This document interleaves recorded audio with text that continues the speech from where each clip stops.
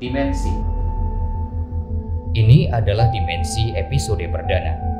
Perjalanan pertama kali ini saya awali dari Kudus, sebuah kota ujung utara Pulau Jawa. Berabad silam, daerah ini lebih dikenal dengan nama Tajuk sebelum akhirnya Syekh Ja'far Shodiq mengganti nama daerah ini menjadi Kudus.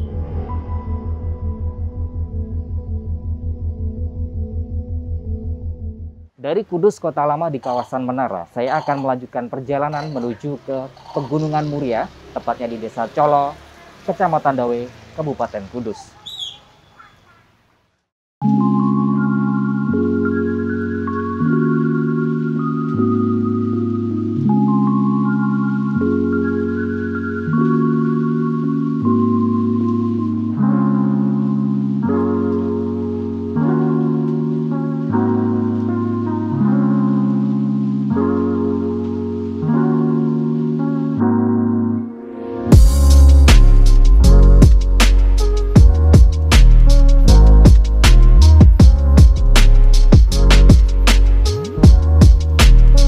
Sosok Kanjeng Sunan Muria saja, tetapi juga tentang Parijoto yang melegenda. Saya banyak mendapatkan cerita tentang Parijoto, tentang ekonomi, mitos, dan juga industri kreatif. Bersama saya, Kang Dayat, inilah Parijoto, antara cerita wali, komoditi ekonomi, dan sumber inspirasi. Menurut penelitian, tumbuhan dengan nama ilmiah Medinilla speciosa ini adalah tanaman perdu yang banyak tumbuh di pegunungan. Buahnya yang berwarna keunguan dengan tangkai merah muda ini kerap disebut juga anggur Asia. Dilansir dari rimbakita.com, pohon Parijoto tidak hanya tumbuh di Indonesia saja, tetapi juga di Malaysia, Filipina, dan Thailand. Parijoto bisa maksimal tumbuh subur di habitat hutan hujan tropis pegunungan di ketinggian 500 hingga 1000 meter di atas permukaan laut. Di Jawa, tumbuhan ini banyak ditemukan di Pegunungan Muria Kudus, Gunung Merapi Sleman Daerah Istimewa Yogyakarta, dan Gunung Andong, Magelang. Di wilayah Muria terdapat 2 spesies Parijoto, yaitu Medinilla javanensis dan Medinilla verrucosa.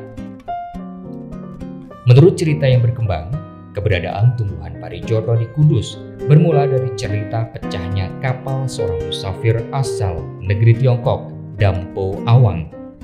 Tokoh yang melegenda di pesisir utara Jawa Tengah ini dalam perjalanannya membawa serta rempah-rempah termasuk Parijoto. Oleh Sunan Muria, tanaman ini kemudian ditanam di wilayah Pegunungan Muria. Saya mencoba mencari asal-muasal nama Parijoto. Dari hasil penelusuran saya di situs resmi Parisada Hindu Dharma Indonesia phdi.org.id, Parijoto dalam bahasa Sanskerta disebut dengan nama Parijata yang bermakna turun dari lautan. Sebuah legenda dalam Wisnu Purana juga menceritakan Parijata adalah nama putri seorang raja yang diperistri oleh Dewa Surya. Diceritakan, sang putri meninggal saat masih belia karena ditinggalkan oleh Dewa Surya kembali ke Kayangan. Saat diperabukan itulah keajaiban terjadi. Tumbuh sebatang pohon dengan cabang berisi bunga-bunga indah dengan inti berwarna orange pekat. Inilah yang kemudian disebut bunga Parijata. Dalam mitologi Hindu, Parijata adalah salah satu dari kelima pohon bertuah yang terdapat di Dewaloka atau Kahyangan. Maka tak heran, baik bunga maupun buah Parijoto mendapat sebutan bunga surgawi. Meskipun memiliki klasifikasi ilmiah yang berbeda dengan bunga Parijata, setidaknya kita bisa tahu dari mana kata Parijoto Muria itu berasal. Parijoto bagi para pedagang memiliki arti yang sangat penting. Sebagai komoditi yang menjanjikan, Parijoto telah menghidupi banyak orang. Sahabat Radaya, saya sudah bersama salah seorang pedagang di kawasan makam Kanjeng Sunan Muria, Mbah Ruhanah, yang sudah berjualan lebih dari 30 tahun. Saya akan mencoba merasakan bagaimana Parijoto yang asli. niki pripun, Mbah? Cara makannya, Mbah? Dirujak sama Dirujak. jeruk, tapi enggak Nggih. sama delima nih lu. Oh, berarti parijoto kalian delima dipun dadoske rujak. Oke. Menawi dipun dahar ngeten saged nggih? Saged. Oke. Sobat Radaya, saya akan Cocok. mencoba untuk merasakan parijoto yang asli seperti apa. Cut. Ada rasa sepetnya dan juga ada rasa kecutnya. Jadi kalau Anda penasaran, silahkan langsung datang saja ke kawasan makam Kanjeng Sunan Muria. Mbah Ruhana, matur nuwun, terima kasih. Bagi peziarah dari berbagai daerah, parijoto selalu menjadi oleh-oleh buruan. Kuatnya mitos dari buah parijoto membuat para peziarah selalu membeli ketika mengunjungi makam Kanjeng Sunan Muria. Saya sudah bersama dengan Mas Rusdi, salah satu peziarah di makam Kanjeng Sunan Muria yang sudah membeli buah parijoto. Mas Rusdi, Iya, kenapa beli parijoto ini, Mas? untuk wanita yang sedang hamil, Mas. Karena menurut mitosnya, para sesepuh itu kalau wanita yang sedang hamil atau mengandung itu nanti kalau lahiran itu anaknya akan cakep. Cakep dalam arti cakep hatinya, cakep budi pekertinya. Ya, jadi cantik fisik dan Cantik juga fisik dan cantik lahir hati batinnya, begitu ya. Nah, rencananya untuk buah parijoto mau dibikin apa ini, Mas Rusdi nantinya? Rujak. Rujak ya. Oke. Nah, kalau untuk Mas Rusdi sendiri, arti dari parijoto sendiri seperti apa ini, Mas? Ya, apa ya, Mas ya? Karena ini buah asli Gunung Muria, ya kan? Dan menurut legenda ceritanya kan peninggalan Syekh Sunan Muria. Gitu. Jadi ya, kalau saya pribadi ya apa ya? Percaya nggak percaya, percaya sih, Mas. Jadi merupakan keajaiban lah, Mas. Menurut saya. Oke, baik. Sahabat Radaya, kuatnya mitos dari buah parijoto sendiri memang sangat misterius. Kita akan mengajak Anda semuanya untuk mengenal parijoto lebih lanjut dan bagaimana sebetulnya parijoto ini membuat bayi yang dikandung oleh wanita hamil menjadi tampan dan cantik.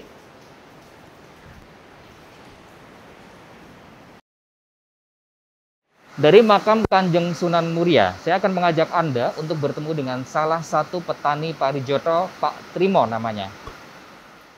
Mitos parijoto bermula dari cerita saat istri Sunan Muria ngidam buah parijoto. Oleh Sunan Muria, keinginan sang istri itu pun dituruti. Saat anak mereka lahir, ia terlihat sangat rupawan dan menawan. Sejak saat itulah, masyarakat sekitar Pegunungan Muria meyakini setiap wanita hamil yang mengkonsumsi parijoto, maka anaknya nanti akan berwajah cantik dan tampan. Persis seperti yang disebutkan dalam Kamus Jawa Belanda yang ditulis oleh Gericke dan Roorda pada 1847. Disebutkan, parijoto sudah dikenal sebagai nama semak dengan buah bulat kecil yang dimakan oleh wanita hamil. Parijoto tidak hanya menjadi berkah bagi para pedagang, tetapi juga para petani di sekitar Pegunungan Muria. Saya akan bertemu dengan salah satu petani sekaligus produsen dari sirup parijoto, Mbah Sutrimo. Bagi Mbah Trimo dan warga masyarakat sekitar Pegunungan Muria itu seperti apa? Kalau parijoto di Gunung Muria itu kan begini, selain Gunung Muria ada banyak, tapi yang khasiatnya paling baik itu kan Gunung Muria, gitu. Jadi orang manapun yang dicari dari Gunung Muria. Sebab gini, saya pernah ambil dari lain Gunung Muria, Daerah lain? itu nggak sama bilangnya. Wah, bukan ini buahnya, gitu. Jadi ya, bagaimana caranya dikelola yang lebih baik gitu. Jadi dibudidayakan oleh teman-teman, gitu. Oke. Jadi bisa disimpulkan bahwa parijoto ini adalah sebuah warisan lama begitu yang akhirnya dilestarikan sampai sekarang begitu ya. Kalau mengenai warga masyarakat sendiri di Pegunungan Muria memandang parijoto itu seperti apa, Mbah? Memandangnya itu ya lebih bagus sih, lebih bagus. Karena orang sini juga makan itu, bukan orang sini saja. Jadi sudah tersebar di mana-mana itu kalau parijoto itu. Jadi ciri khas Gunung Muria itu pertama itu parijoto, jeruk, tales, tahu tales ya? Iya. Nah, terus ganyong. Itu ciri khas Gunung Muria.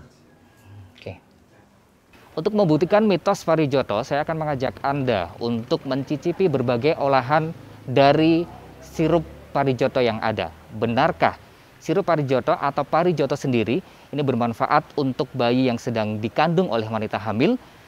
Nanti saya akan mengajak Anda untuk bertemu dengan salah satu owner dari sirup parijoto dari Alamu, namanya Mas Trian. Buah parijoto hingga kini masih berselubung mitos. Terlepas dari mitos yang ada, saat ini parijoto sudah masuk industrialisasi dan menjadi komoditi yang sangat menjanjikan. Kita bisa lihat di sini ada beberapa produk hasil olahan dari buah parijoto di sekitar Pegunungan Muria, tepatnya di Desa Colo, Kecamatan Dawe, Kabupaten Kudus. Nah, di samping saya sudah ada seorang pengusaha parijoto, owner dari Alamu, produsen dari buah parijoto, Mas Trian. Selamat sore, Mas Trian. Selamat sore. Ya, kabar baik, sehat ya? Alhamdulillah. Alhamdulillah. Saya sudah merasakan, sahabat Radaya, bagaimana segarnya sirup dari parijoto. Saya izin terlebih dahulu untuk membuka masker agar komunikasi kita bisa lebih lancar ya. Sekalian. Ya, Mas Trian, untuk kali ini bisnis yang Mas Trian jalankan sebetulnya itu dimulai dari kapan? Jadi ya mau cerita sedikit, awal mula itu di tahun saya mulai kenapa harus membuat produk itu kan karena ada beberapa permasalahan sih ya. Kalau benar-benar dibuat usaha itu 2017 itu benar-benar usaha ini saya jalankan serius. Ya. Sebelumnya itu lebih ke saya masukkan paket di desa wisata. Jadi kami itu ada desa wisata Colo namanya. Ya. Nah di situ selain parijoto juga ada kopi dan lain-lain untuk potensi lokal Muria. Jadi kalau untuk riset eksperimen 2015-an lah.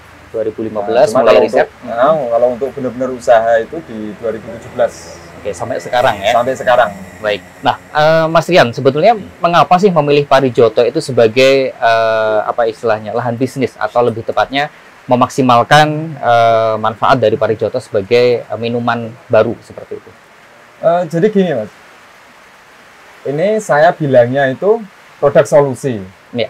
Karena fenomenalnya parijoto sendiri buahnya itu, terus saya orang sini merasa berpikir kenapa ya buah secantik ini, buah sekaya akan khasiat ini, dan banyak yang nyari, kenapa nggak dikembangin menjadi sebuah produk atau apa itu. Awalnya seperti itu. Terus ada beberapa permasalahan kalau bulan kemarau parijoto susah. Karena kan produksi buahnya agak berkurang karena dia harus cukup curah hujannya. Cuma ada permasalahan lagi di bulan penghujan. Dulu petani itu nyampe membuang parijoto karena kan panen raya terlalu buahnya, dan waktu itu kan sumber untuk jualannya kan di wisata religi Sunan Muria. Nah di situ kalau dibuat produk kan setidaknya awet, rasanya otomatis lah. Kalau parijoto kan sepet ya. Nanti kalau dibuat produk seperti ini kan rasanya lebih enak. Terus orang mendapatkan lebih mudah karena online itu tadi gitu. Oke. Jadi memang awalnya parijoto hanya dijual di Kompleks Makam Kanjeng Sunan Muria saja sebelum akhirnya diproduksi menjadi sebuah minuman dan beberapa produk lainnya begitu ya. Nah, mengenai manfaat ataupun juga kandungan dari parijoto sendiri Mas Trian, sebetulnya kenapa sih parijoto ini menjadi incaran termasuk para peziarah dan juga bagi para pembeli dari luar kota yang ingin meminum sirup parijoto? Jadi emang berawal dari mitos, rumor mitos yang berkembang bahwa parijoto itu bagus untuk ibu-ibu hamil atau yang lama belum punya keturunan ya. Bagi yang ibu hamil itu harapannya anaknya itu ganteng cantik, seperti itu kan yang masnya sering dengar. Di situ Mbak Sunan itu dawuhnya itu ganteng bukan hanya secara fisik atau cantik secara fisik, tapi secara perilaku harapannya hati seperti juga itu. Ya. Nah di situ. Terus perkembangan zaman banyak penelitian-penelitian yang sudah meneliti manfaat parijoto. Yang ternyata di salah satu manfaatnya itu sesuai apa yang dimitoskan Mas. Betul. Entah secara kebetulan atau apa, karena waktu itu dawuhnya wali ya, jadi terbukti ternyata salah satu kandungannya sesuai apa yang dimitoskan, termasuk bagus untuk ibu hamil. Terus orang yang lama belum punya keturunan setelah mengonsumsi parijoto atau produknya itu 4 kali kemungkinan untuk hamil. Gitu. Jadi apa ya istilah medisnya itu kayak sperma itu lebih produktif apa gitu. Ya. Baik, berarti memang secara manfaat pun juga sudah terbukti ya. Ya, artinya terbukti. mitos yang ada itu benar-benar terbukti secara ilmiah. Betul. Begitu ya. Betul. Oke. Nah, kalau dari konsumen sendiri Mas Trian, sebetulnya dari Kudus sendiri atau mungkin juga ada daerah lain yang meminta secara khusus untuk parijoto ini sendiri? Jadi karena terbantu online, kami sendiri itu pasarnya emang kalau untuk produknya, kenapa kami bilang produk? Karena kami juga melayani buahnya juga sih. Kalau buah itu emang masih di wilayah Jawa, Pulau Jawa. Kalau untuk produk, alhamdulillah nasional, hampir seluruh beberapa kota, kami juga ada agen reseller juga di sana. Karena terbantu online itu, jadi pasar Kalimantan, Sumatera itu bagus. Gitu, untuk bukan hanya Pulau Jawa saja. Oke. Jadi kalau untuk saat ini yang bisa kita lihat sahabat Radaya sebetulnya tidak hanya sirup saja, tapi juga ada beberapa produk lain termasuk keripik, kemudian ada teh juga Mas Trian ya. Ada teh celup sama teh tubruk. Teh tubruk, teh celup, dan ini ada permen. Oke, baik.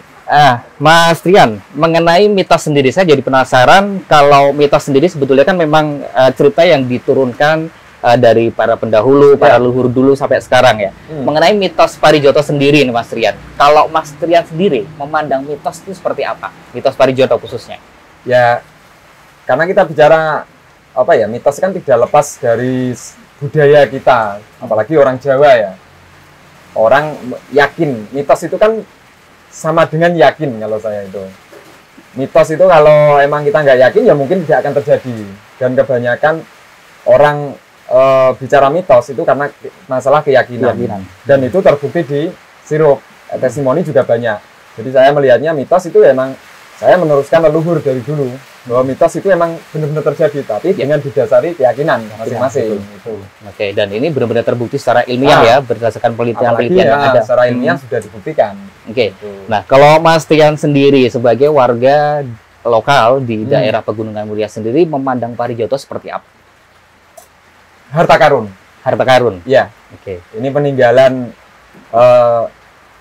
dulu peninggalan dari leluhur yang diwariskan ke anak cucu. Salah satunya saya yang merasakan. Dan secara umum bebas untuk merasakan dampak dari parijoto itu sendiri. Oke, baik. Jadi harta karun nih. Jadi memang ini adalah salah satu peninggalan leluhur yang memang harus dijaga ya Mas Trian ya, dan ternyata sampai sekarang masih terus memberikan apa istilahnya memberkahi bagi warga sekitar Pegunungan Muria. Ya, sahabat Radaya, saya akan mengajak Anda untuk melihat proses produksinya, bagaimana sirup-sirup parijoto ini diproduksi di Alamu. Oke, kita akan masuk ke dalam ruang produksinya, tapi jangan lupa tetap pakai masker, tetap jaga jarak aman supaya kita juga bisa lebih enak, lebih santai untuk melihat proses produksi di Alamu sirup parijoto. Ya, sahabat Radaya, saya sudah berada di tempat di mana sirup parijoto Alamu ini diproduksi. Kita bisa melihat ada beberapa kemasan yang sudah di packaging, dan prosesnya memang ada pemasakan terlebih dahulu, kemudian setelah jadi kemudian dikemas seperti ini. Oke, ini untuk kemasan 350 ml, kemudian ada juga yang tersedia seperti ini, paling kecil 250 ml. Jadi bagi Anda yang ingin mencicipi segarnya sirup parijoto bisa datang langsung ke Alamu. Jadi jika Anda dari Kudus nanti bisa sekitar setengah jam untuk menuju ke kawasan Pegunungan Muria, atau lebih tepatnya di kawasan ziarah makam Sunan Muria.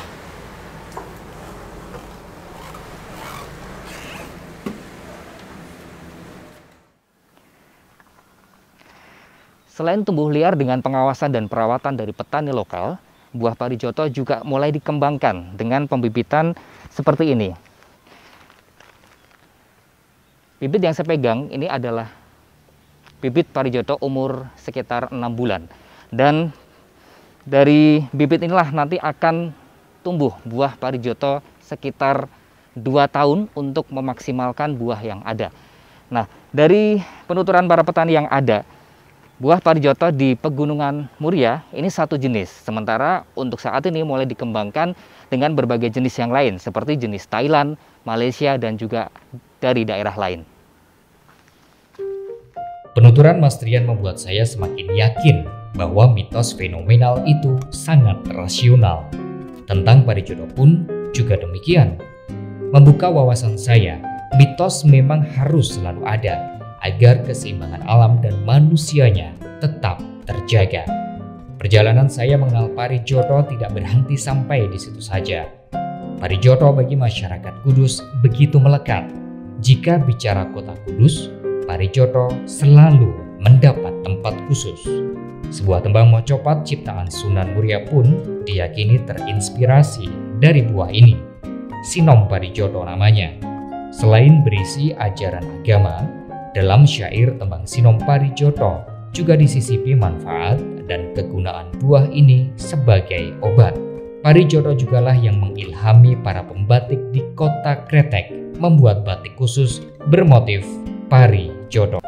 Parijoto adalah buah yang melegenda di kawasan Pegunungan Muria termasuk Jepara dan juga Kudus. Dari buah inilah motif-motif batik yang indah dan menawan tercipta.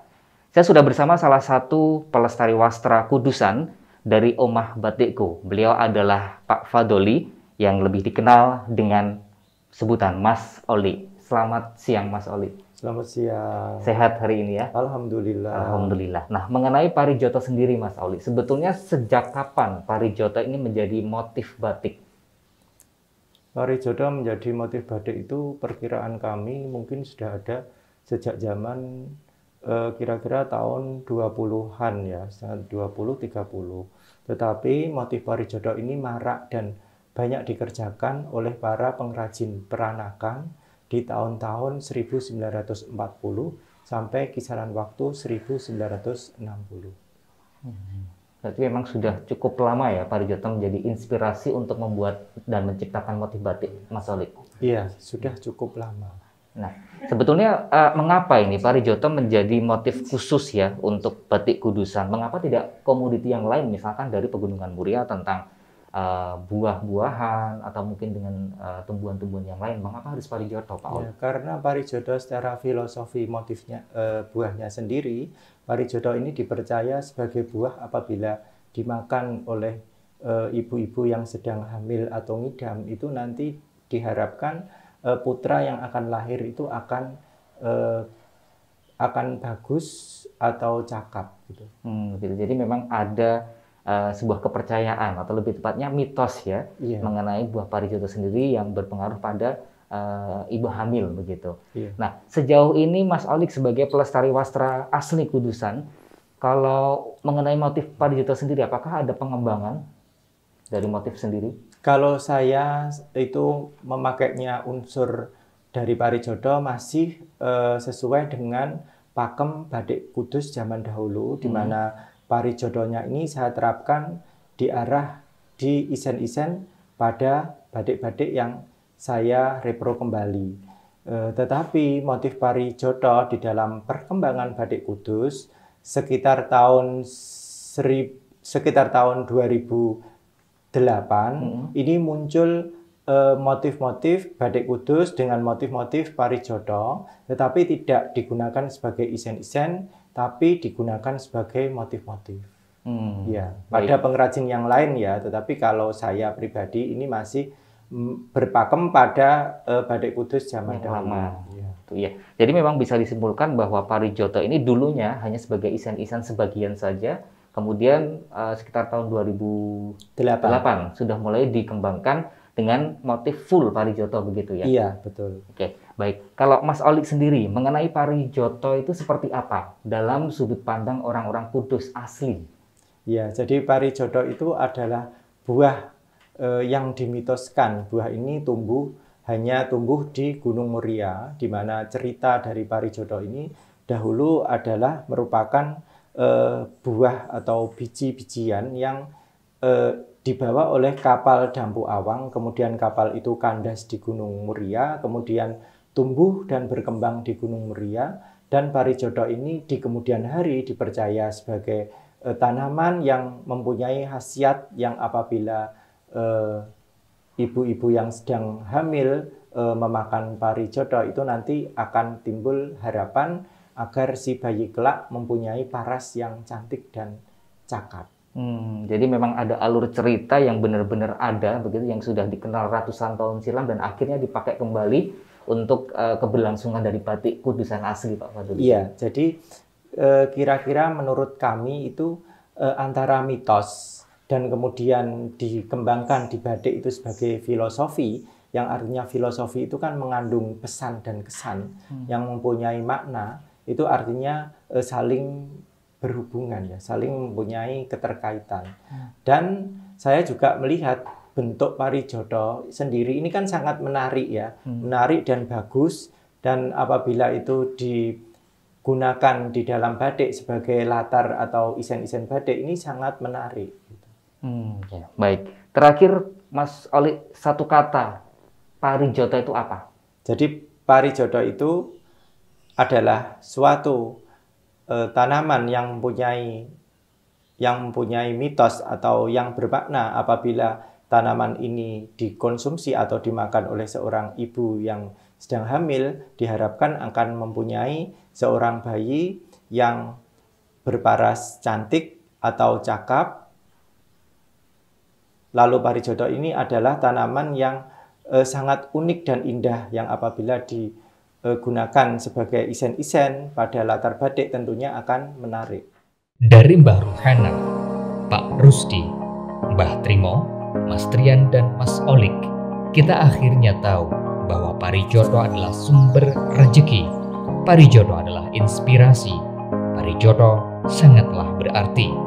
Semoga tetap lestari menjadi buah pujaan di tanah para wali.